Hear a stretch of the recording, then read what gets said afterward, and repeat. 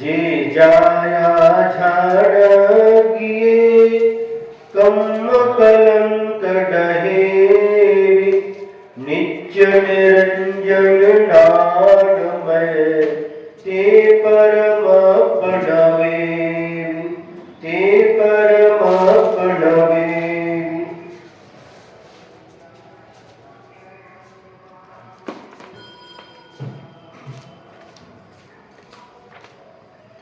दोहा सूत्र नंबर 86। अथ ऊर्ध्वं पूर्वोक्त न्यायेन सम्यक् दृष्टिर्भूत्वा मिथ्या दृष्टि भावनायाः प्रतिपक्षभूतां यादृशीं भेद भावनां करोति तादृशीं क्रमेण सूत्र सप्तकेन विवृणोति। अब इसके बाद में पहले कहे हुए न्याय के अनुसार सम्यक दृष्टि होकर के मिथ्या दृष्टि की भावना से प्रतिपक्षभूत जिस प्रकार भेद भावना करता है उस प्रकार क्रम से 7 दोहा सूत्रों के माध्यम से वर्णन किया जाता है। अप्पा गौरव किन्नु नबी अप्पा रत्तु न होई अप्पा सुहु विथुरु नबी नान्यो जाने जो। आत्मा गौरः कृष्णः न अपि आत्मा रक्तः न भवति आत्मा सूक्ष्मोऽपि स्थूलः नापि ज्ञानी ज्ञानेन पश्यति। आत्मा गौरो न भवति आत्मा गोरा नहीं होता आत्मा रक्तो न भवति आत्मा लाल नहीं होता आत्मा सूक्ष्मोऽपि न भवति आत्मा सूक्ष्म भी नहीं होता आत्मा स्थूलोऽपि नैव भवति और नहीं आत्मा स्थूल होता है। तर्हि किम विशिष्टः तो फिर क्या विशेषता है। ज्ञानी ज्ञान स्वरूपः ज्ञानेन करणभूतेन पश्यति। जो ज्ञानी है वह ज्ञान के माध्यम से देखता है। ज्ञानी यो असौ योगी स जानाति आत्मानं। जो ज्ञानी होता है वह आत्मा को जानता है। को असौ जानाति उस आत्मा को कौन जानता है। योगी। योगी मतलब साधु ज्ञानी ध्यानी जो विशेष तपस्या करते हैं ऐसे तपस्वी साधु विशेष योगी इस आत्मा को जानते हैं। कृष्ण गौरादि धर्मान व्यवहारेण जीव संबद्धा नापि तथापि शुद्धात्मनो भिन्नान कर्म जनितान हेयान वीतराग स्वसंवेदन ज्ञानी स्वशुद्धात्म तत्वे तान न योजति संबंधान न करोति इति भावार्थ। जो काला गोरा आदि जो धर्म है व्यवहार से जीव से संबंध रखते हैं फिर भी शुद्ध आत्मा से भिन्न है कर्म से जनित है ये है। इस प्रकार वीतराग स्वसंवेदन ज्ञानी स्व आत्म तत्व में उनको नहीं लगाता उनके साथ संबंध नहीं जोड़ता है ना। जो पहले कहा गया था उसी को अब मैं पहले मिथ्या दृष्टि जी क्या सोचता था मैं गोरा हूँ मैं काला हूँ मैं लाल हूँ मैं छोटा हूँ मैं बड़ा हूँ। अब यहाँ पर कह रहे हैं आत्मा अब आत्मा के साथ लगा रहे आत्मा गोरा नहीं है आत्मा काला नहीं है आत्मा लाल नहीं है आत्मा सूक्ष्म नहीं है और आत्मा स्थूल नहीं है। ज्ञानी इस प्रकार से ज्ञान के द्वारा देखता है। अपापम भणु पैसो नवी खत्यो नविशेषो पुरुषो नौसो इत्थि नवी नान्यो मुनै अशेषु। आत्मा ब्राह्मणः वैश्या नापि क्षत्रियः नापि शेषः पुरुषः नपुंसकः स्त्री नापि ज्ञानी मनुते अशेषम। पहले कहा था जो मिथ्या दृष्टि जीव ब्राह्मण कुल में जन्म लिया तो अपने को ब्राह्मण समझता है, क्षत्रिय कुल में जन्म लिया तो अपने को क्षत्रिय समझता है। लेकिन यहाँ पर कह रहे हैं आत्मा ब्राह्मणो न भवति, आत्मा ब्राह्मण नहीं होता, वैश्योपि नैव, और आत्मा वैश्य भी नहीं होता, नापि क्षत्रियो, और क्षत्रिय भी नहीं होता, और शूद्र आदि भी नहीं होता। पुरुष नपुंसक स्त्री लिंग रूपों भी नैव, आत्मा पुरुष भी नहीं होता, आत्मा नपुंसक भी नहीं होता, आत्मा स्त्री भी नहीं होता। तर्हि किम विशिष्ट, फिर क्या विशेषता है? ज्ञानी ज्ञान स्वरूप आत्मा ज्ञानी सन, आत्मा ज्ञान स्वरूप में परिणत हुआ, ज्ञानी होता हुआ किम करोति, क्या करता है? मनुते जानाति, जानता है। कम, किसको जानता है? अशेषम वस्तु जातम वस्तु समूहम इति, समस्त वस्तुओं के समूह को जानता है। यथा, जैसे यान एव ब्राह्मण आदि वर्ण भेदान, पुल्लिंग आदि लिंग भेदान व्यवहारेण परमात्म पदार्थात् अभिन्नान, जो ब्राह्मण आदि वर्ण के भेदों को और पुरुष लिंग आदि लिंग के भेदों को व्यवहार से, परमात्म पदार्थ से अभिन्न और शुद्ध निश्चय से भिन्न साक्षात हे भूत जानता है। वीतराग निर्विकल्प समाधि से, वीतराग निर्विकल्प समाधि च्युतो बहिरात्मा स्वात्मनि योजति, वीतराग निर्विकल्प समाधि से च्युत होता हुआ बहिरात्मा अपनी आत्मा के साथ इनका संबंध जोड़ता है। तान एवं उन्हीं को ही तद विपरीत भावना रतो अंतरात्मा स्वशुद्धात्म रूपेण योजति इति तात्पर्य। उससे विपरीत भावना से रत अंतरात्मा अपनी शुद्ध आत्मा के स्वरूप से उसको देखता है।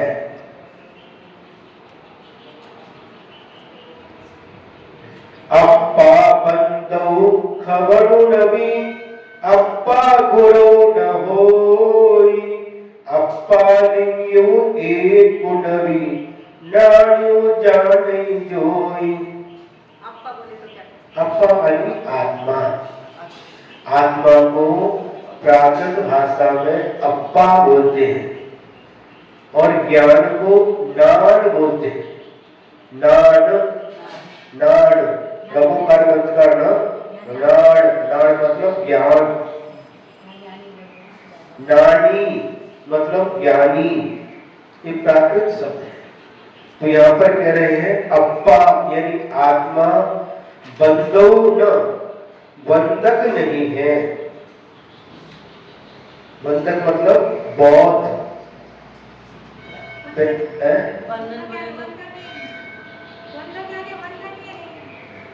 क्या बोले?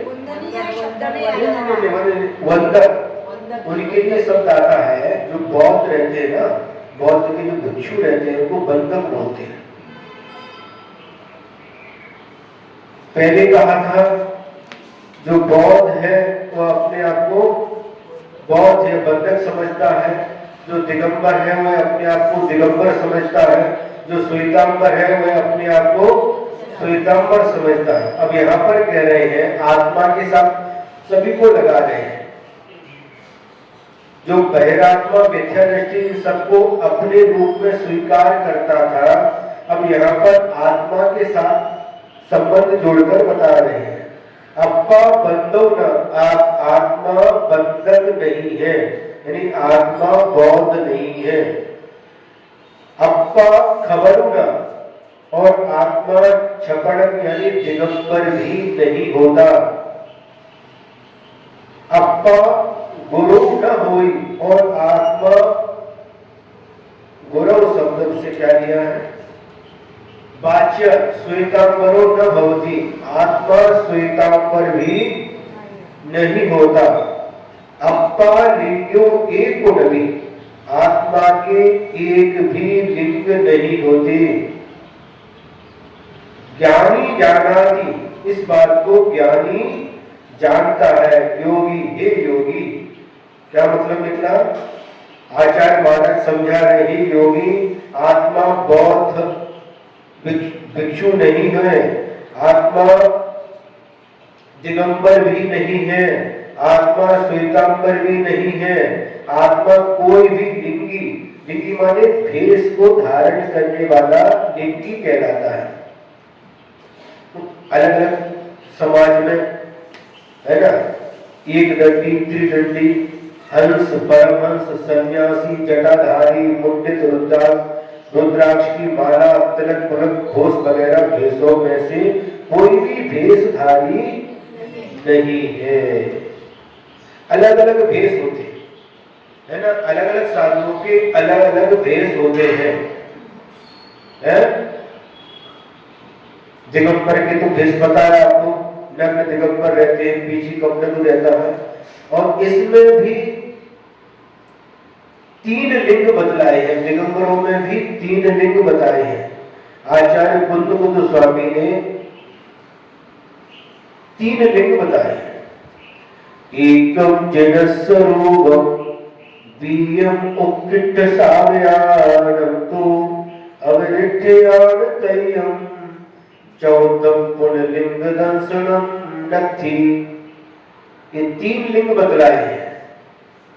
बुद्ध स्वामी ने कहा, एकस जडस्य रूपम, पहला लिंग जिनेन्द्र भगवान के रूप को धारण करने वाले आचार्य परमेष्ठी, उपाध्याय परमेष्ठी और साधु परमेष्ठी, जिस लिंग को, जिन रूप, जिनेन्द्र भगवान के रूप को जिन्होंने धारण किया है, ये पहला लिंग होता है मुनि राजों का।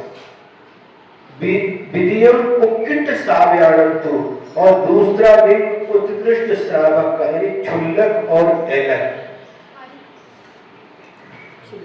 क्षुल्लक जिनके पास गोपी रहती है और एक खंड वस्त्र रहता है, इसके साथ साथ कमंडलू होता है और पीछी भी होती है, और पीछी के स्थान पर मृदु वस्त्र भी होता है। क्षुल्लकों के लिए आगम में 2 प्रकार की बातें आती हैं। मृदु वस्त्र भी धारण करता है और पीछी भी धारण करता है।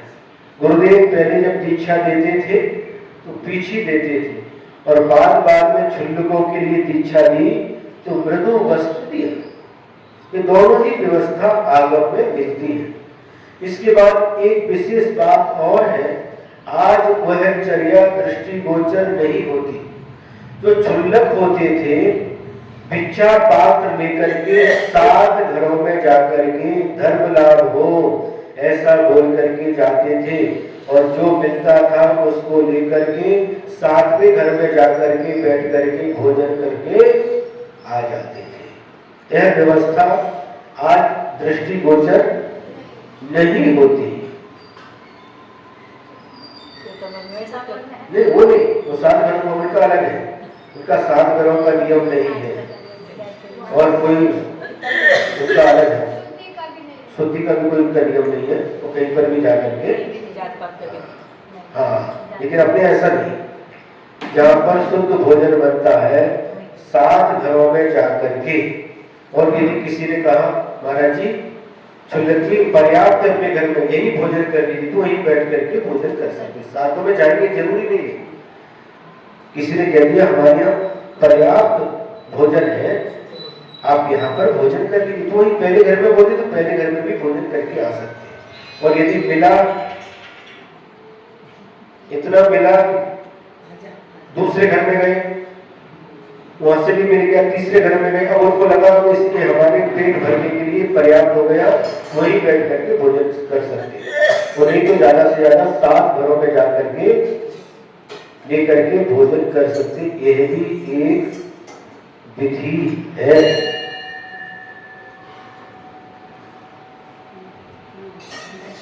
तो ये जिन शासन में तीन लिंग बताए हैं। पहला जिन रूप, जिनेंद्र भगवान का रूप यानी दिगंबर मुद्रा, दूसरा उत्कृष्ट श्रावक क्षुल्लक अलग का वेश, और तीसरा अविरिठ्याण संयम, तीसरा आर्यका का लिंग। ये तीन ही लिंग जिन शासन में बतलाए गए हैं, चौथम पुन लिंग दर्शनम नक्ति, चौथा लिंग जिन शासन में नहीं है। इस प्रकार से समझना चाहिए। तो ये लिंग भी कोई आत्मा के नहीं है। ये क्षुल्लक अलग आर्यका मुनि, ये भी लिंग आत्मा के नहीं होते। और आत्मा गुरवन और श्वेतांबर, उनका लिंग अलग है। सफेद कपड़े पहनते हैं, है ना, मुंह पट्टी होती है, वह भी आत्मा नहीं, आत्मा का वह भी लिंग नहीं है। आत्मा लिंगी एकापि लिंगी न भवति, किसी भी लिंग का धारी नहीं होता। इसके अलावा और भी जो हिंदू धर्म के साधु रहते हैं, है ना, कोई लाल कपड़े पहनते हैं, कोई तीन तिलक लगाते हैं, है ना, हाँ, कोई सीधा लगाते हैं, कोई भस्म लगाते हैं, कोई चमीटा धारण करते हैं, कोई डमरू लेकर के, कोई जटाधारी, जटा को धारण करने वाले कोई जटाधारी होते हैं। तो एक अलग अलग लिंग वाले साधु होते हैं। लिंग वाले भेष, भेष, वेशभूषा, भेष। क्षुल्लक को कैसे पहचानेंगे? जिसकी लंगोटी है और एक दुपट्टे, बाहरी भेष, इसको लिंग कहा गया है।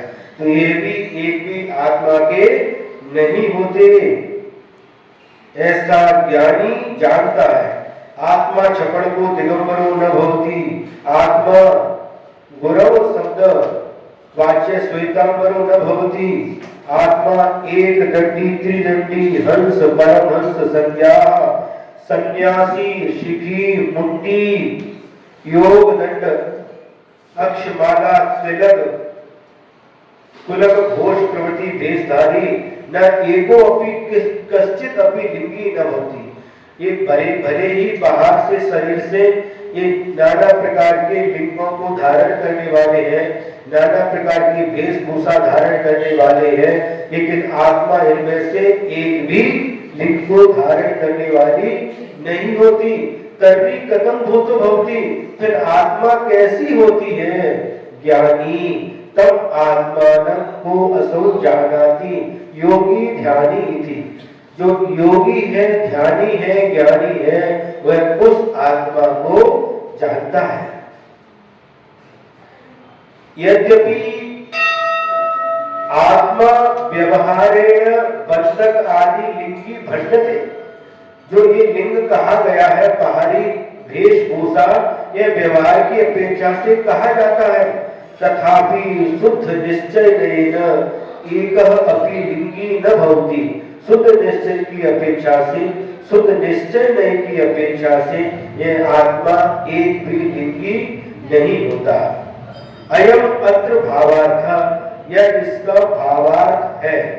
देहाश्रितम लिंग द्रव्य लिंगम उपचरित असद्भूत व्यवहारेण जीव स्वरूपम भण्यते।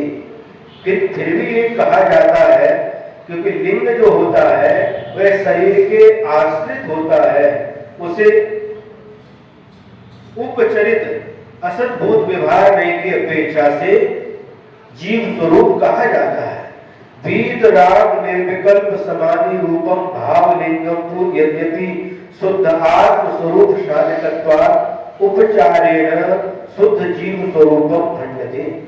वीतराग निर्विकल्प समाधि रूप जो भावलिंग है, वह यद्यपि शुद्धात्म स्वरूप का साधक होने से, उपचार से वह शुद्ध जीव का स्वरूप कहा जाता है।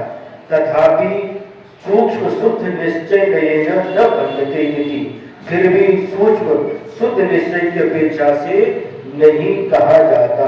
अतः अप्पा गुरु नबि शिष्य नबि नबि साम्यो नबि भेचु सूरो कायरु होई नबि नबि उत्तम नबि निच्चु।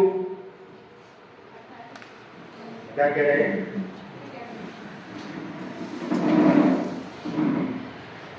अप्पा गुरु नैव, अप्पा शिष्य नैव। न आत्मा गुरु है और न आत्मा शिष्य है। आत्मा गुरु नैव होती, शिष्योपि न होती।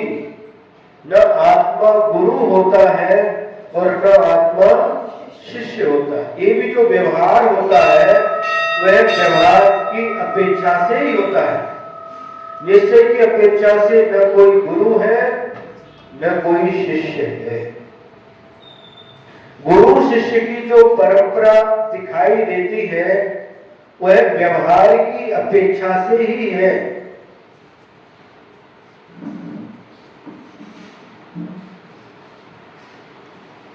वर्तमान काल में जो गुरु परंपरा दिखाई देती है, चारित्र चक्रवर्ती आचार्य श्री शांति सागर जी महाराज, उनके शिष्य, उनकी परंपरा में आचार्य श्री वीर सागर जी महाराज, फिर उसके बाद आचार्य श्री शिव सागर जी महाराज, उसके बाद आचार्य श्री ज्ञान सागर जी महाराज, उसके बाद आचार्य गुरुदेव श्री विद्या सागर जी महाराज, उसके बाद वर्तमान में आचार्य श्री समय सागर जी महाराज।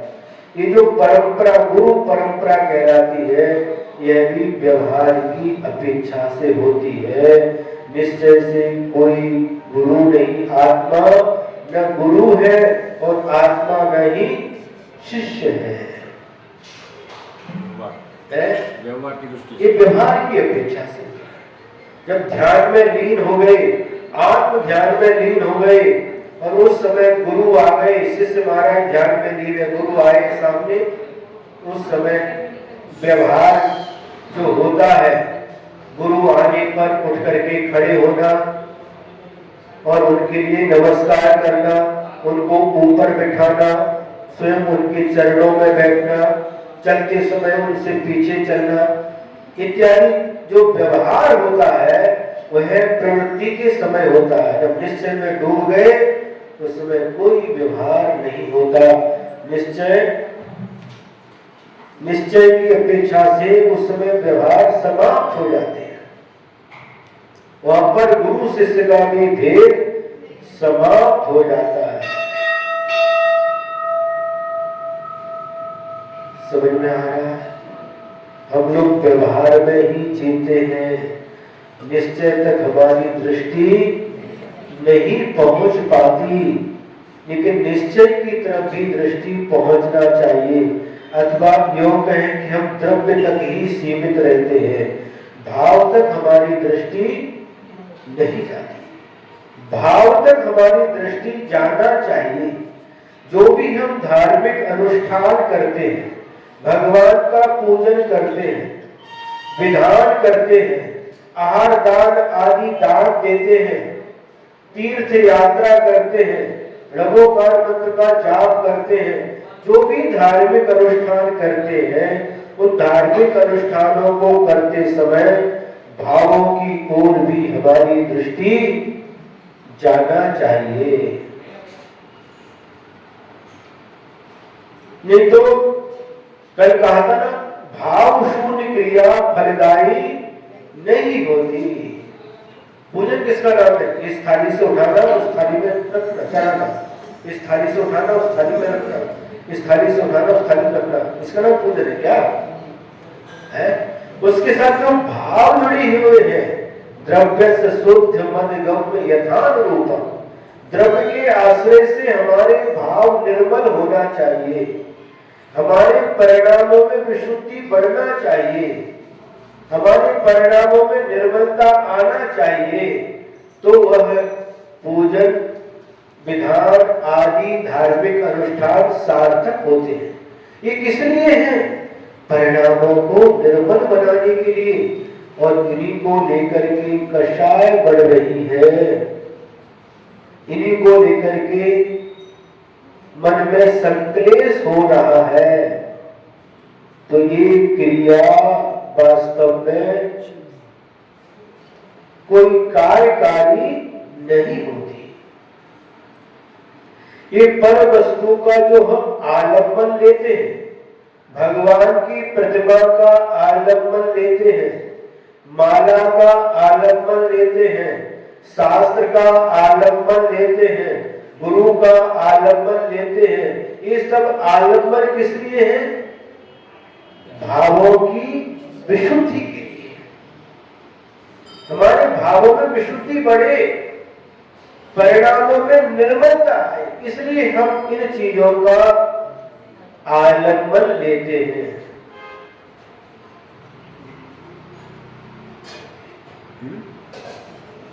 ऐसे इनका आलम्बन लेने से विशुद्धि कैसे बढ़ेगी? अब देखिए, जैसा दृश्य हमारे सामने होता है वैसे ही हमारे भाव बन जाते हैं। जब आप किसी शूरवीर को देखते हैं तो कैसे भाव बनते हैं? शूरवीर के भाव बन जाते हैं। और जब किसी डरपोक व्यक्ति को देखते हैं, धीरों को देखते हैं, तो आप भी जैसा दृश्य दिखता है। अब मान लो आप यहाँ पर बैठे है ना, और यही स्वाध्याय सुन रहे हैं और आपने देखा कि यहाँ से सामने से एक निकल गया, अब क्या होगा? भय, डर लगेगा कि नहीं? डर उत्पन्न हो गया। अब उसको अभी तक डर नहीं था, लेकिन जैसे ही सर्प को देखा डर गए, मतलब वो हमारे डर के लिए कारण बन गया। कौन? सर्प। बराबर है। अब आप कहीं रोड से जा रहे हैं और कोई एक कुत्ता मरा पड़ा है, गाड़ी उसके ऊपर से गई है, उसमें कीड़े पड़ गए, 4-5 दिन हो गए, बदबू भी आ रही है, उसको देख करके कैसे भाव होंगे? गिलानी के भाव होते, घृणा के भाव होते। अब वह कुत्ता का जो शरीर पड़ा जिससे बदबू आ रही है, वही हमारे लिए घृणा के लिए कारण बन गया। उसको देख करके घृणा उत्पन्न हो गई, गिलानी उत्पन्न हो गई, होती कि नहीं? अब देखिए, आप कहीं से जा रहे हैं और कोई ऐसी बात आपने सुन ली जिसको सुन करके आपको हंसी आ गई। अब उस शब्द सुन करके भी आ सकती है या कोई दृश्य देख करके भी आ सकती है ना? ये क्या नाम है इनका?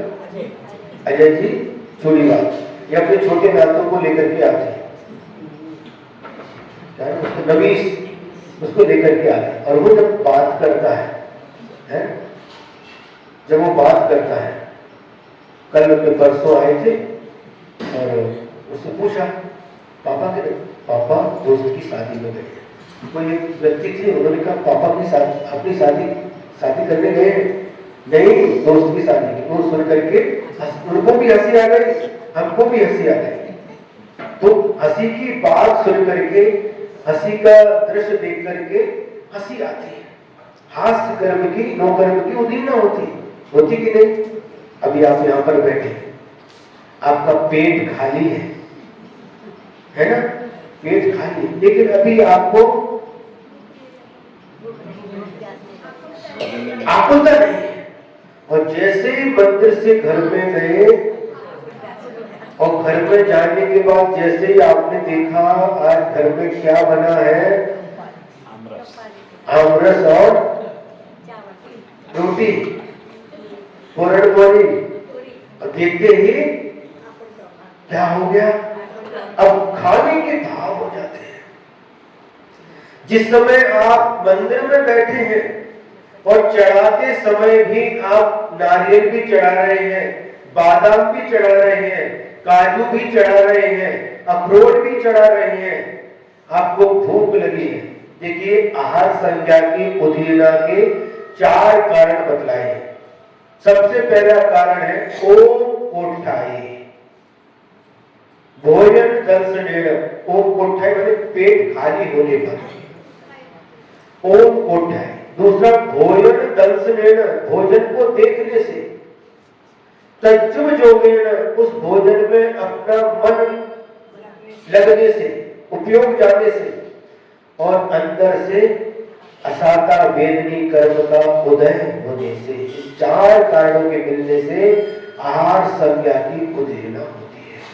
यहाँ पर आप भोजन करें, आपका पेट खाली है, खाद्य पदार्थ भी है, काजू वगैरह खाद्य पदार्थ है, लेकिन फिर भी आपके खाने के भाव नहीं होते, चढ़ाने के भाव होते हैं। इसी प्रकार से जब आपके घर में मुनि महाराज आ गए, आपने पड़गान किया, नवदा भक्ति करके आहार दान दे रहे हैं, वहां पर सुबह से बनाया है, भूख लगी है, प्यास लगी है, गर्मी का समय है, आप दे रहे हैं, नारियल का पानी दे रहे हैं, आपका गला सूख रहा है, फिर भी पीने के भाव नहीं आते।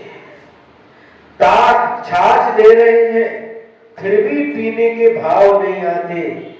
अनार का रस भी दे रहे हैं, फिर भी पीने के भाव नहीं आते। और जो आपकी फेवरेट वस्तु है आपने बनाई है, आपकी फेवरेट, महाराज की फेवरेट नहीं, और आप दे रहे हैं, फिर भी खाने के भाव नहीं आते, क्योंकि उस समय दान देने के भाव है।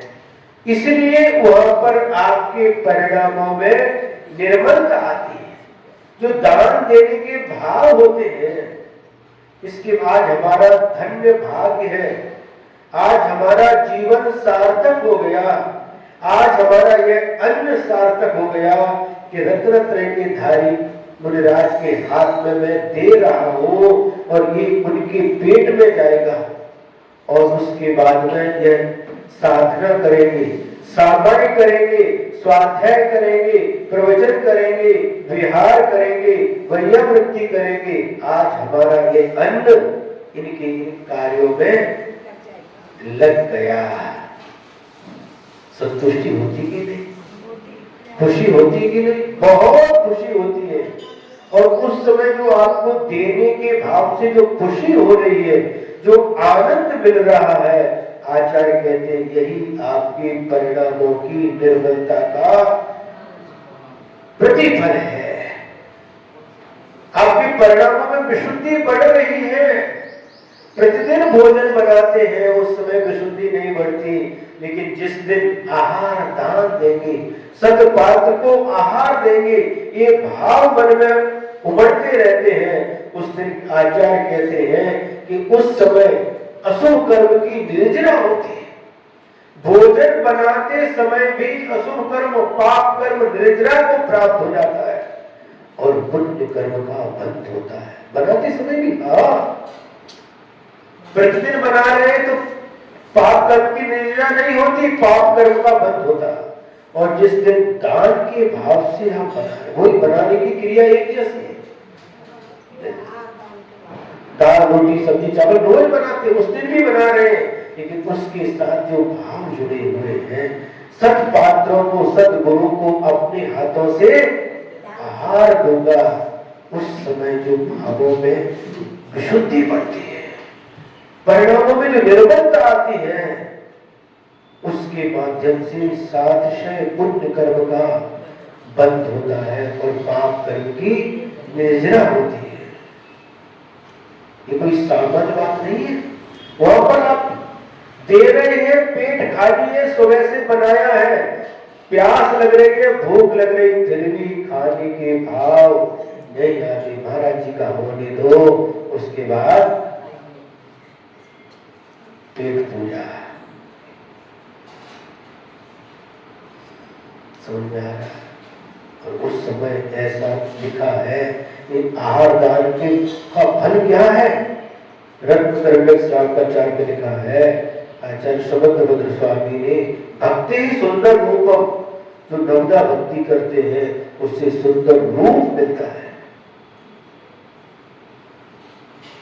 और दान से भोगा, दान से भोगों की प्राप्ति होती है। उपासना पूजा, उपासना करने से प्रतिष्ठा प्राप्त होती है। ये बहुत सारे उसमें लिखा है। ये मिलता है, मांगने की आवश्यकता नहीं। उस समय जो पुण्य बनता है आहार देने से भी, और आहार दिलवाने से भी, और आहार देखने से भी। आहार देखने से भी महाराज पुण्य का बंध होता है, पाप कर्म की निर्जरा होती है। हाँ महाराज, ये कैसे हो सकता है? उसने तो हाथ दिया भी नहीं, देख रहा है, तो देखते कुछ भी देखते हैं। देखने से भी पाप कर्म की निर्जरा होती है, पुण्य कर्म का बंध होता है। एक प्रसंग महापुराण आदि पुराण का। जंगल में दो मुनिराज का आहार चल रहा है। आदिनाथ भगवान श्रेयांश भगवान प्रथम तीर्थंकर आदिनाथ भगवान कई भव पहले राजा के रूप में थे और राजा श्रेयांश स्त्री पर्याय में था, उनकी पत्नी के रूप में था। और जंगल में दोनों ने चारण रिद्धिधारी मुनिराज को आहार दिया। और उस समय 4 प्राणी त्रिंच प्राणी आहार दान देख रहे हैं। उसमें एक नेवला है, एक सूकर है, एक बंदर है और एक सिंह है। ये चारों प्राणी दूर से देख रहे हैं और आनंद मना रहे। धन्य है मुनिराज और धन्य है ये राजा जो आज अपने हाथों से इन मुनिराज को आहार दान दे रहा है। हमारे भाग्य में नहीं, हम आहार दान नहीं दे सकते। यदि हम मनुष्य बनते तो हम भी अपने हाथों से आहार दान देते। आहार दान देख रहे हैं, आहार दान देख रहे हैं, राजा दे रहा है, मुनिराज शोधन करके आहार ग्रहण कर रहे हैं।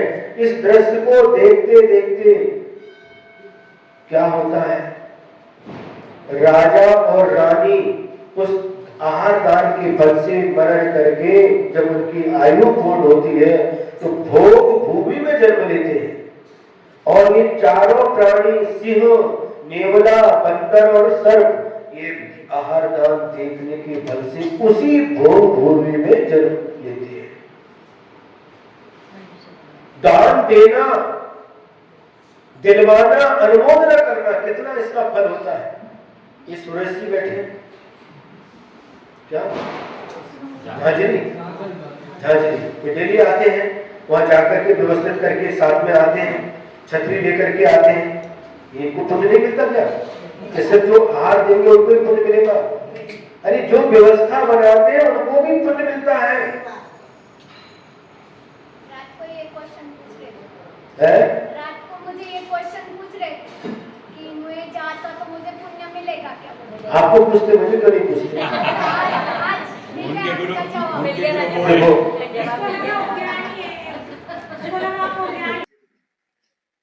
हम कह रहे थे सुबह से नहाया, स्नान किया, पुण्य का प्रारंभ हो गया। आप उठे, सुबह से मंदिर जाना है, सामाय कर रहे हैं, मंदिर जाने के लिए नहा रहे, जो भी काम कर रहे हैं, मंदिर आ गए, अभिषेक किया, पूजन किया, अब प्रवचन सुन रहे हैं और प्रवचन सुन के महाराज को चौके तक छोड़ना है। प्रति क्षण आपको पुण्य कर्म का ही आश्रव हो रहा, क्योंकि आपके भाव शुभ है। देखिए, पुण्य कर्म का आश्रव कब होता है और पाप कर्म का आश्रव कब होता है, एक शॉर्ट में आपको बताते हैं। तत्वार्थ सूत्र के 6वें अध्याय में आचार्य श्री उमा स्वामी महाराज जी ने एक सूत्र लिखा है। पहला सूत्र है काय बांग मनः कर्म योगः। मन वचन काय की क्रिया, किसका नाम योग है। स आश्रव, वह ही योग ही आश्रव है। शुभ पुण्यस्य अशुभ पापस्य, जब यह शुभ योग होता है तो पुण्य का आश्रव होता है, और जब यह अशुभ योग होता है तो पाप का आश्रव होता है। अब आपने प्रश्न पूछा, हम महाराज जी के साथ जाते हैं, छतरी लेकर के जाते हैं और वहां तक छोड़ते, तो मुझे पुण्य मिलता है कि नहीं, पुण्य का आश्रव होता है कि नहीं। आपके भाव उस समय कैसे हैं?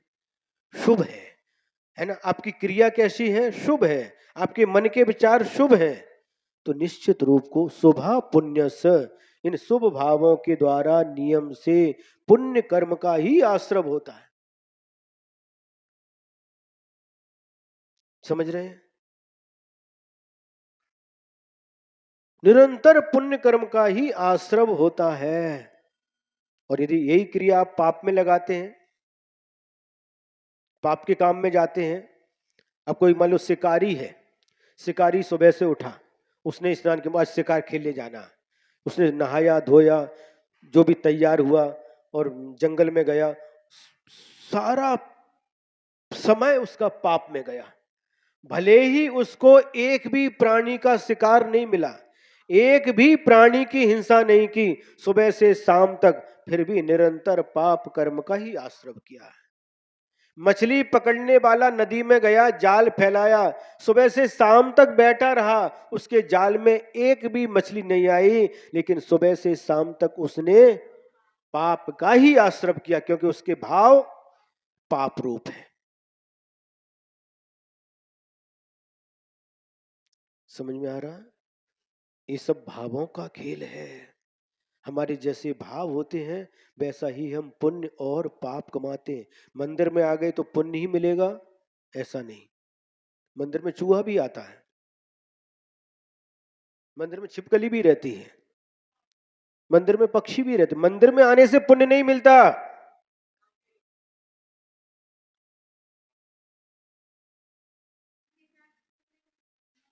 अरे सुनो तो, नहीं नहीं वो नहीं करे, उसको अब कल समझेंगे, हम अच्छे समझाएंगे, क्योंकि आज समय हो रहा है, इसको पूरा करते हैं। अच्छा विषय कल याद दिलाना, हम विस्तार से समझाएंगे। कल हम नहीं है, परसों समझाएंगे। हाँ। तो ये जो पूरा जो कुछ भी मिलता है, भाव कैसे होते, विषय ये चल रहा है, जब ये जैसा दृश्य देखते हैं वैसे ही हमारे परिणाम होते हैं। गिलानी होती है, हंसी आती है, डर लगता है। उसी प्रकार से बीत राग जिनेंद्र भगवान की जब हम छवि को निहारते हैं, जब दर्शन करते, तो हमारे परिणामों में निर्मलता आती है। और उदाहरण दिया है एक ही भाव स्तोत्र में आचार्य महाराज ने, कि जिस प्रकार से सर्प चंदन के झाड़ से लिपटे रहते हैं, चंदन उनको बहुत पसंद है, और जैसे ही मोर की आवाज सुनते हैं उनके बंधन ढीले पड़ जाते, वह चंदन के झाड़ को छोड़ करके भाग जाते हैं। उसी प्रकार से हमारी आत्मा के साथ अनादि काल से कर्म लिपटे हुए हैं, और जैसे ही भगवान बीतराग प्रभु की भक्ति के स्वर गूंजते हैं, वह कर्म आत्मा से को छोड़ करके भाग जाते हैं। इसलिए भगवान की भक्ति करना चाहिए, बीतराग प्रभु की आराधना करना चाहिए, बीतराग प्रभु की, सच्चे देव शास्त्र गुरु की, पंच परमेष्टि की उपासना करना चाहिए। जो पंच परमेष्टि का भक्त रहता है, कर्म अधिक समय तक उनके पास नहीं रहते। दर्शनेन जिनेन्द्राणाम साधु नाम बंधनेन च न चिरम तिष्ठति पापम छिद्र अस्थे यथोदकम।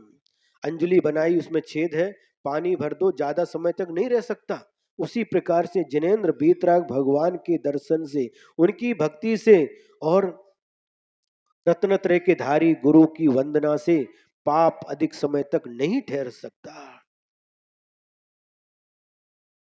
इस रहस्य को समझिए। ये भगवान कुछ करते नहीं, गुरु भी कुछ करते नहीं, इनके माध्यम से जो परिणामों में विशुद्धि बढ़ती है, उसके माध्यम से सब कुछ अपने आप हो जाता है।